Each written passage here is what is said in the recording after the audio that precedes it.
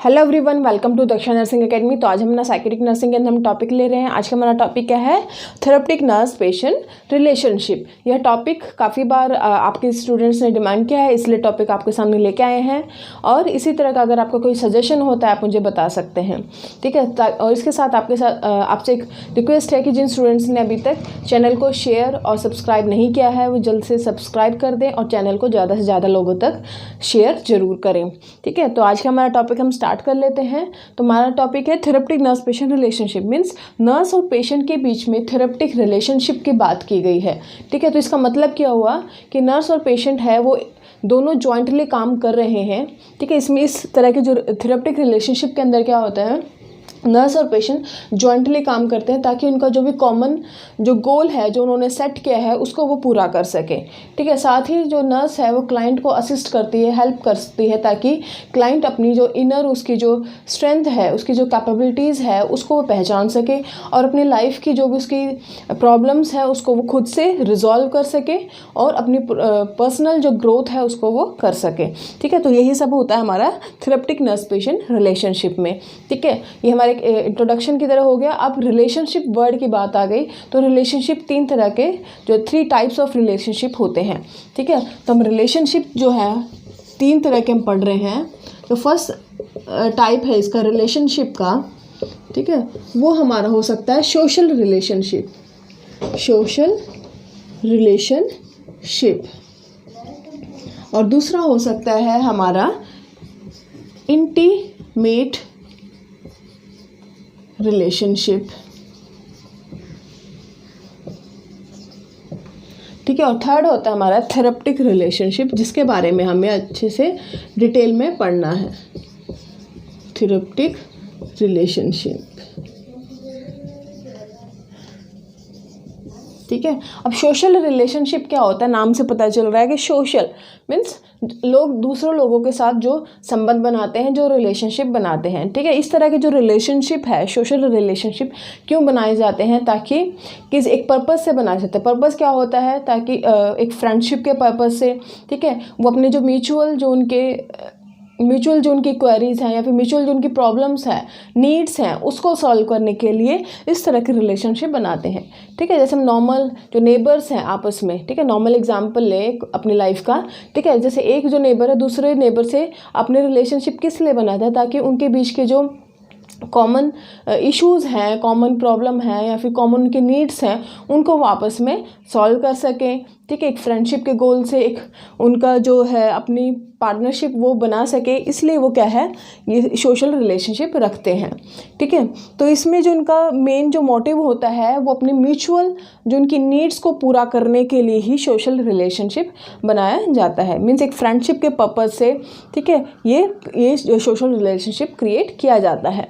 दूसरा हमारा होता है इंटीमेट रिलेशनशिप, ठीक है। इंटीमेट जो रिलेशनशिप होते हैं ये 2 लोगों के बीच में बन सकता है, ठीक है। It is between the two individual, जिनके बीच में जो इमोशनल बॉन्डिंग या फिर जो इमोशनल कमिटमेंट देखने को मिलता है, ठीक है। 2 लोगों के बीच अगर इमोशनल कमिटमेंट है तो हमारा जो रिलेशनशिप क्या कहलाता है, इंटीमेट रिलेशनशिप कहलाता है। इसमें जो 2 लोग हैं वो एक दूसरे की केयर करते हैं, ठीक है, और एक दूसरे के ऊपर ट्रस्ट करते हैं, ठीक है। ये इस तरह की जो रिलेशनशिप क्यों है, ताकि वो अपनी लाइफ में अपनी खुद की ग्रोथ कर सकें और उनको सेटिस्फैक्शन हो, ठीक है। तो इस पर्पज़ के लिए ये रिलेशनशिप बनता है।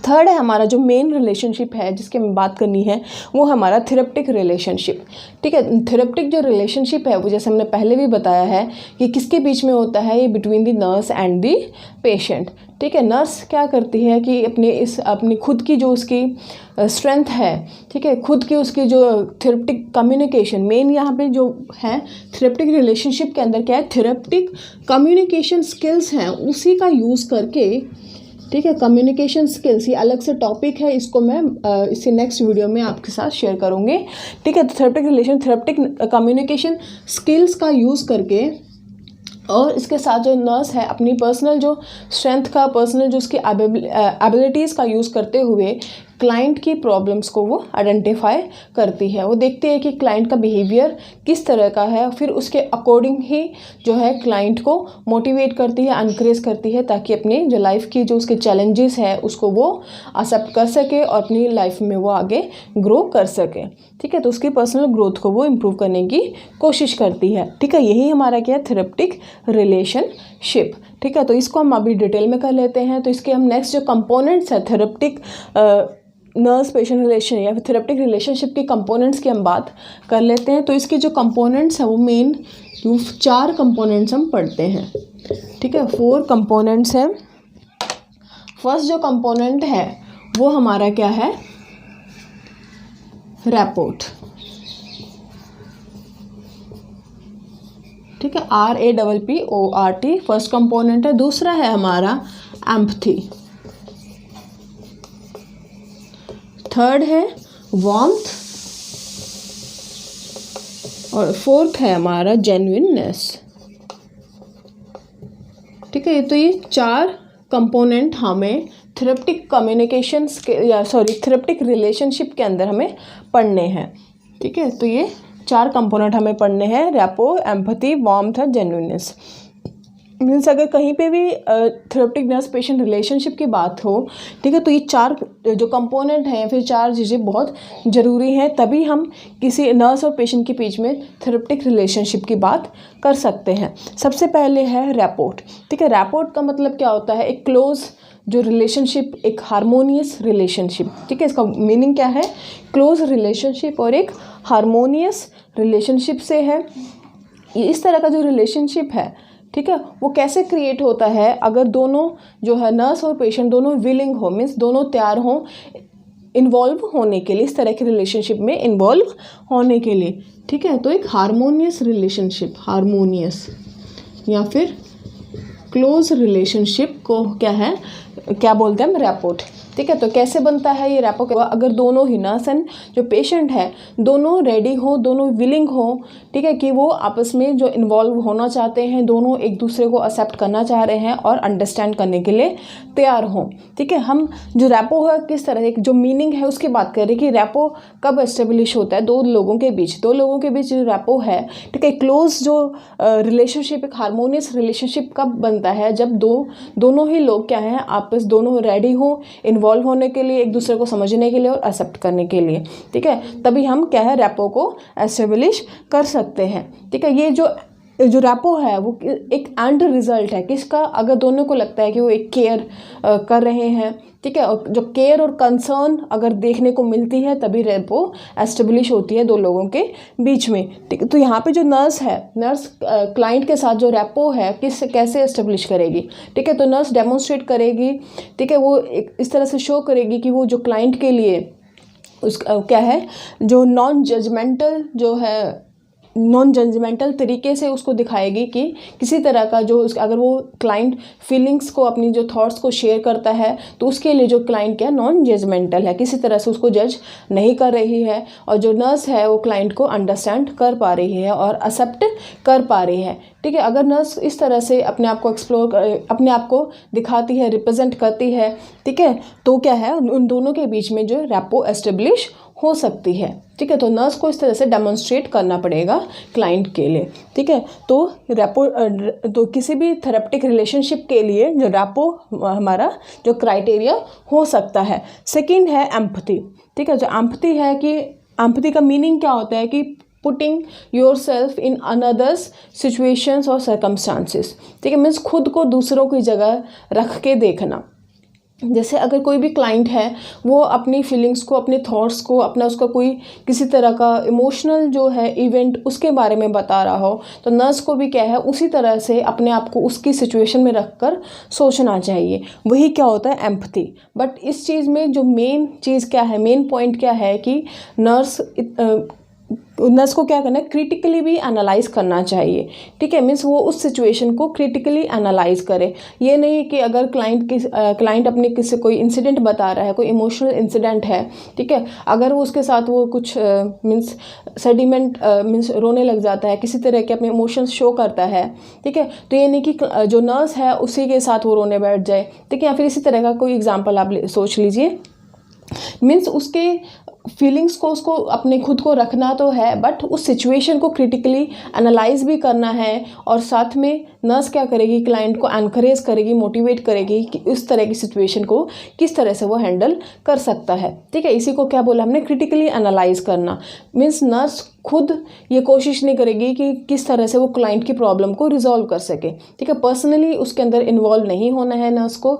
सिर्फ वो क्या है कि जो क्लाइंट को एनकरेज करेगी, मोटिवेट करेगी कि किस तरीके से, किस मेथड से, वे से वो क्लाइंट अपनी प्रॉब्लम्स को रिजॉल्व कर सकता है। ठीक है, तो उस चीज़ के लिए जो नर्स को क्लाइंट को मोटिवेट करना चाहिए। ये हमारा क्या है, empathy, putting yourself in another circumstances. ठीक है, दूसरे लोगों की सर्कमस्टांसेस को खुद को रख के देखना, बट उस सिचुएशन को क्रिटिकली एनालाइज करना कि ये जो सिचुएशन है क्यों अराइज हो रही है और किस तरह से इसको हम टैकल कर सकते हैं, इसको हम जो है मीन्स उसके साथ हम किस वे से और किस मेथड से उसको हम सॉल्व कर सकते हैं, उस प्रॉब्लम को सॉल्व कर सकते हैं। वो हमारा क्या हो गया, एम्पैथी। थर्ड है हमारा वार्मथ। वार्मथ का अगर मीनिंग देखें वो होता है अफेक्शन शो करना। ठीक है, अफेक्शन, केयर शो करना। पेशेंट को, जो भी क्लाइंट है, पेशेंट है, उसको लगना चाहिए कि जो नर्स है उसको एक यूनिक इंडिविजुअल की तरह देख रही है। ठीक है, मीन्स उसकी जो भी नर्स, क्लाइंट को लगना चाहिए कि जो नर्स है उसको एक्सेप्ट कर रही है, उसकी फीलिंग्स को अंडरस्टैंड कर रही है, एक यूनिक इंडिविजुअल उसको समझ रही है। ठीक है, तो जो अफेक्शन की जो फीलिंग्स है वो आनी चाहिए नर्स और क्लाइंट के बीच में। बट इसमें क्या है, जो नॉन पोसेसिव केयर वो प्रोवाइड करे, नॉन पोसेसिव केयर।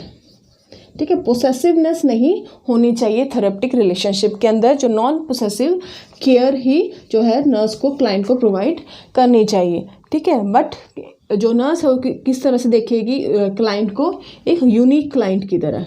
ठीक है, यूनिक पेशेंट की तरह देखना है, ताकि उन दोनों के बीच में एक जो वार्मथ, जो एक इफेक्शन है वो एस्टेब्लिश हो सके। ठीक है, नेक्स्ट हमारा जेन्युइननेस। जेन्युइननेस क्या होता है कि जो अपने खुद की, जिस तरह का वो कोई इंसान है उसी तरह का वो रहे। ठीक है, खुद की जो उसकी आइडेंटिटी है वो उसको पता हो। ठीक है, यहाँ पे जो नर्स का मेन रोल है कि नर्स को पता होना चाहिए उसकी क्या, उसके फीलिंग्स, उसके इनर जो फीलिंग्स हैं, थॉट्स हैं, किस तरह के हैं। ठीक है, उसकी जो स्ट्रेंथ है क्या है, और जो वो सोच रही है, जो उसके थॉट्स हैं, जो उसके इमोशंस हैं। ठीक है, वो जो वो बोल रही है, इंटरेक्शन कर रही है जब क्लाइंट के साथ, उसके साथ मैच होने चाहिए। ठीक है, कहने का मतलब क्या है जेन्युइननेस का, जो वर्बल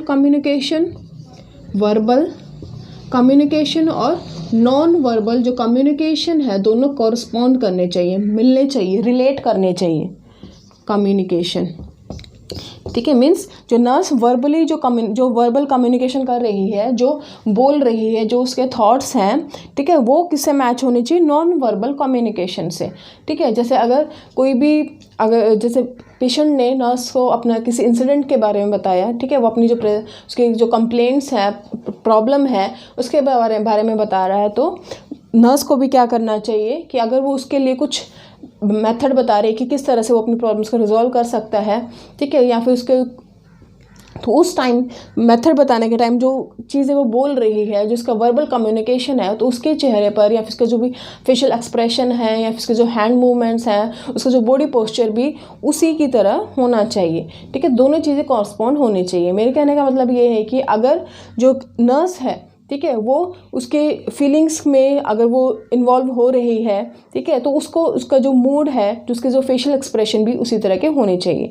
ठीक है, अगर नर्स को बुरा लगता है कि क्लाइंट को इस सिचुएशन से गुजरना पड़ रहा है, तो उसके जो फेशियल एक्सप्रेशन भी या फिर उसका जो गेट है वो भी उस तरह का होना चाहिए। ये नहीं कि उसका जो नर्स का ध्यान कहीं पे और हो और वो कुछ उसके साथ जो इमोशनल बॉन्डिंग है वो शो कर रही हो। ठीक है, तो दोनों चीज़ में जो उसके कम्युनिकेशन है, ठीक है, वो प्रॉपर होना चाहिए। वर्बल और नॉन वर्बल जो कम्युनिकेशन है वो कॉरस्पॉन्ड करना चाहिए। ठीक है, जो नर्स की जो थॉट्स हैं, फीलिंग्स हैं, वो जो बोल रही है उसके साथ क्या करना चाहिए, कम्युनिकेट करना चाहिए, मीन्स रिलेट करना चाहिए। तो ये हमारा क्या हुआ, जेन्युइननेस। ठीक है, तो ये 4 कंपोनेंट है किसी भी थेरेप्टिक कम्युनिकेशन या थेरेप्टिक रिलेशनशिप के अंदर होना चाहिए। फर्स्ट क्या है, रैपो, एम्पैथी, वार्मथ और जेन्युइननेस। तो हमारा थेरेप्टिक रिलेशनशिप क्या होता है ये आपको पता चल गया, इसके क्या कंपोनेंट्स हैं वो आपको पता चल गया। अब हम इसके जो फेजेस हैं, phases of therapeutic nurse patient relationship, उसकी बात कर लेते हैं जो एग्ज़ाम पॉइंट ऑफ व्यू से भी इम्पॉर्टेंट है। ठीक है, तो सबसे इसके 4 फेजेस होते हैं। फर्स्ट जो फेज़ होता है वो होता है प्री इंटरेक्शन फेज़। ठीक है, तो इसका 1 बाय 1 हम इसको स्टडी कर लेते हैं।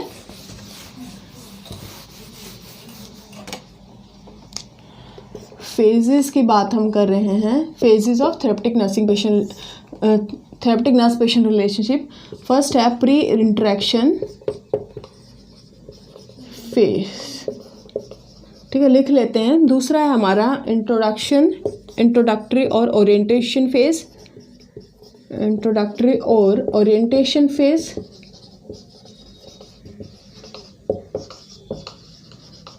ठीक है, और थर्ड हमारा वर्किंग फेज, और लास्ट 4th है हमारा टर्मिनेशन फेज। ठीक है, तो ये 4 फेज आते हैं जब थेरेप्टिक रिलेशनशिप एस्टेब्लिश किया जाता है। सबसे पहले pre interaction phase. Pre interaction phase है, नाम से ही पता चल रहा है कि मीन्स नर्स और क्लाइंट का इंटरेक्शन नहीं हुआ, उससे पहले का जो फेज है उसको हम क्या बोलते हैं, प्री इंटरेक्शन फेज।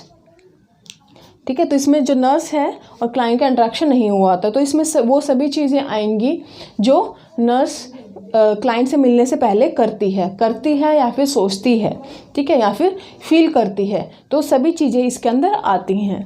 ठीक है, प्री इंटरेक्शन में क्या है कि व्हाट द नर्स फील,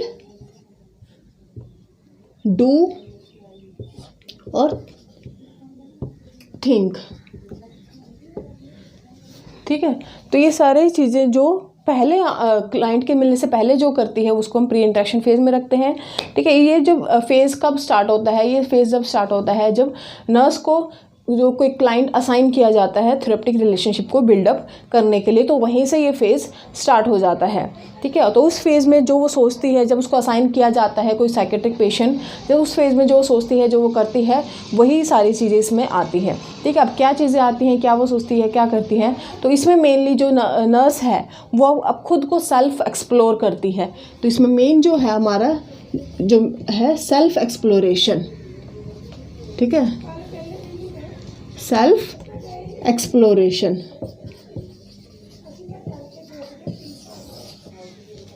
ठीक है, सेल्फ एक्सप्लोरेशन है कि नर्स अपनी खुद की जो वीकनेस है, अपनी खुद की स्ट्रेंथ है, प्रोफेशनल वीकनेस, प्रोफेशनल स्ट्रेंथ, उसको जानने की कोशिश करेगी, आइडेंटिफाई करने की सोचेगी। ठीक है, जानने की कोशिश करेगी। और दूसरा क्या कर सकती है कि जो नर्स है वो अपनी उसका जो खुद के जो डर हैं, खुद की जो मिसकंसेप्शन है, उसको देखेगी। ठीक है, तो खुद के डर, खुद का फियर, किस चीज़ से उसको फियर लग रहा है, कि उसको हो सकता है कि जैसे उसको साइकेट्रिक क्लाइंट उसको असाइन किया हो, उसके मन में आए कि साइकेट्रिक जो स्टीरियोटाइप है, stereotype related to the psychiatric patient, कि साइकेट्रिक जो पेशेंट होते हैं वो बहुत डेंजरस होते हैं, वो अटैक कर सकते हैं, तो इस तरह का फियर उसके अंदर आ सकता है।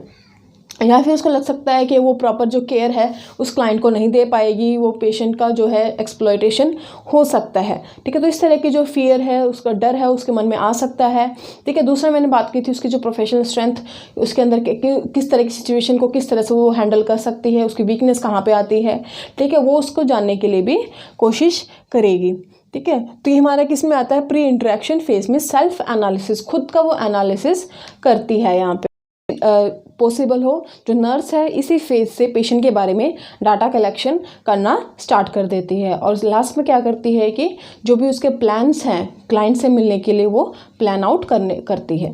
ठीक है, तो ये हमारा फर्स्ट फेज होता है प्री इंटरेक्शन फेज, जिसमें जो नर्स है खुद को सेल्फ एक्सप्लोर करती है, खुद की वीकनेस को, उसके डर को, ठीक है, उसकी मिसकंसेप्शन को, और दूसरा जैसे क्लाइंट असाइन किया जाता है, ठीक है, तो उसके जो कुछ डाटा कलेक्ट करने की वो कोशिश करती है, और जो प्लान्स हैं क्लाइंट के इंटरेक्शन के लिए वो प्लान्स को बनाना भी स्टार्ट कर देती है। सेकेंड हमारा इंट्रोडक्टरी और ओरिएंटेशन फेज। ओरिएंटेशन फेज में क्या होता है, या फिर इंट्रोडक्टरी मीन्स यहाँ पे जो क्लाइंट फर्स्ट टाइम यहाँ पे नर्स और क्लाइंट आपस में मिलते हैं, उनकी मीटिंग होती है। ठीक है, तो यहाँ पे क्या इंट्रोडक्शन ही हो पाता है। इस जो फेज़ में क्या होता है कि जो नर्स है वो क्लाइंट की जो स्ट्रेंथ है, क्लाइंट की जो वीकनेस है, उसको जानने की कोशिश करती है। फर्स्ट फेज़ में क्या हुआ कि नर्स अपनी स्ट्रेंथ और अपनी वीकनेस को जानने करती है, और ओरिएंटेशन फेज़ में क्या है कि जो नर्स है वो क्लाइंट की स्ट्रेंथ और क्लाइंट की वीकनेस को जानने की कोशिश करती है। मेन जो फोकस रहता है इस फेज़ में, मेन जो फोकस है वो नर्स जानना चाहती है कि जो पेशेंट है उसको यह प्रॉब्लम, किस प्रॉब्लम के साथ वो यहाँ पे आया है, प्रेजेंट है। ठीक है, तो यहाँ पे वो पूछना चाह रही है, जो नर्स है, ठीक है, वो जानना चाहती है कि किस प्रॉब्लम के साथ जो क्लाइंट है वो वहाँ पे आता है। और जैसे ही उसको पता चलता है कि उसको जो प्रेजेंटिंग प्रॉब्लम क्या है, तो उसका जो नर्सिंग असेसमेंट वहीं से स्टार्ट हो जाता है। फर्स्ट फेज़ में क्या है कि जो क्लाइंट के बारे में, उसकी जो भी बैकग्राउंड है, उसकी हिस्ट्री के बारे में जानती है। यहाँ पे सेकंड फेज़ में, ओरिएंटेशन फेज़ में क्या है कि जैसे ही उसको पता चलता है कि किस प्रेजेंटिंग प्रॉब्लम से जो क्लाइंट वहाँ पे आया है, तो उस प्रॉब्लम के रिगार्डिंग वो डाटा कलेक्ट करना स्टार्ट कर देती है। वहीं से उसका जो नर्सिंग असेसमेंट का बेसिस बनता है। ठीक है, तो उस प्रॉब्लम को वो एक्सप्लोर करती है यहाँ पे ओरिएंटेशन फेज़ में, और इसके साथ ही जो क्लाइंट की जो वीकनेस है, स्ट्रेंथ है, उसको भी वो आइडेंटिफाई करती है।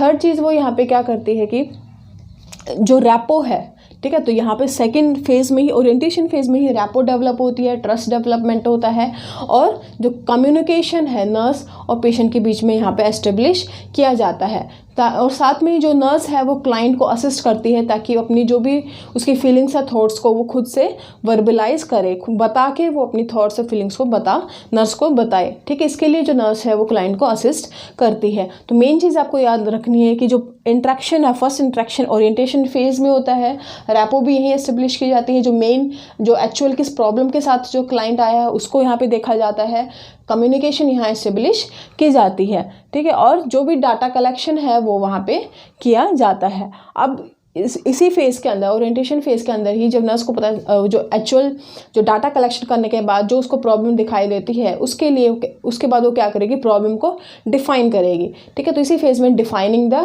प्रॉब्लम को डिफाइन के बाद सेकंड जो नेक्स्ट जो स्टेप होगा वो क्या होगा, सेटिंग द प्रायोरिटीज़। ठीक है, अब उसके बाद उन प्रॉब्लम्स के बाद किस प्रॉब्लम जो प्रायोरिटीज़ है प्रॉब्लम्स की, उनको सेट करेगी। प्रायोरिटीज़ सेट करने के बाद जो हाईएस्ट जो प्रायोरिटी पे होगी, ठीक है, हाईएस्ट प्रायोरिटीज़ पे होगी, तो उसके लिए वो क्या करेगी, जो म्यूचुअल जो गोल्स हैं वो सेट किए जाएंगे। ठीक है, तो यहाँ पे हमारा जो ओरिएंटेशन फेज़ है वहाँ पे एंडिंग कहाँ होती है, म्यूचुअल जो गोल्स हैं वो सेट किए जाते हैं। ठीक है, ये सब हमारा काम किस में हुआ, ओरिएंटेशन फेज़ में।